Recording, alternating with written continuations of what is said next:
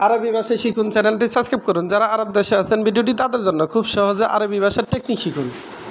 দাউলা, দাউলা এর অর্থ রাষ্ট্র। দাউলা তার মানে রাষ্ট্র। আমরা বলি রাষ্ট্র, আরবিতে বলতে হবে দাউলা। আমরা বলি দেশ, আরবিতে বলতে হবে দাউলা। মাসা এর অর্থ সন্ধ্যা। মাসা তার মানে সন্ধ্যা। আমরা বলি সন্ধ্যা, আরবিতে বলতে হবে মাসা। মাসা তার মানে সন্ধ্যা।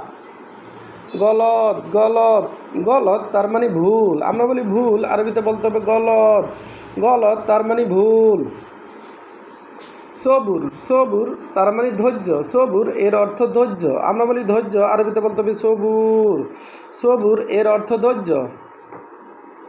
আউয়াল এর অর্থ প্রথম। আউয়াল তার মানে প্রথম। আমরা বলি প্রথম, আরবিতে বলতে হবে আউয়াল। আমরা বলি প্রথম, আরবিতে বলতে হবে আউয়াল। আউয়াল তার মানে প্রথম।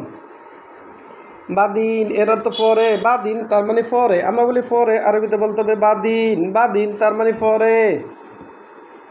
আলাতুল এর অর্থ সবসময়। আলাতুল তার মানে সবসময়। আমরা বলি সবসময়, আরবিতে বলতে হবে আলাতুল। আলাতুল তার মানে সবসময় বা সর্বদা। ওয়াক্ত, ওয়াক্ত এর অর্থ সময়। সময় এর আরবি হলো ওয়াক্ত।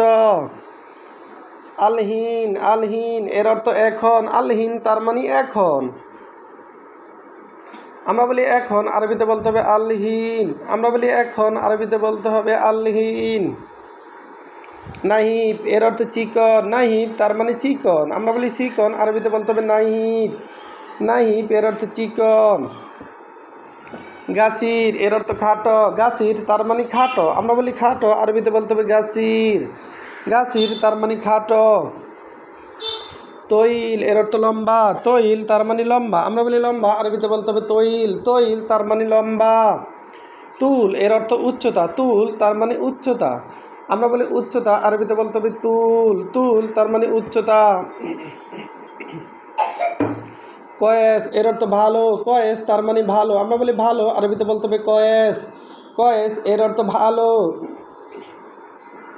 ভালো তার মানে কয়েস। আবার মাফি কয়েস এর অর্থ ভালো না। মাফি কয়েস তার মানে ভালো না।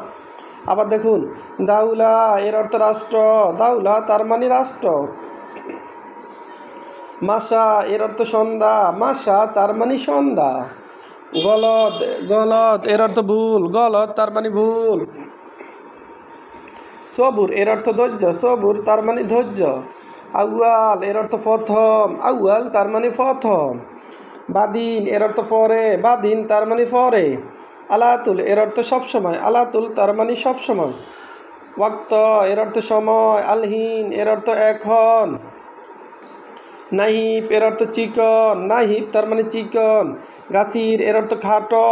তৈল এর অর্থ লম্বা। তুল এর অর্থ উচ্চতা। কয়েস এর অর্থ ভালো। ভিডিওটি ভালো লাগলে অবশ্যই সাবস্ক্রাইব করুন এবং শেয়ার করুন। ভুল হলে ক্ষমা করবেন।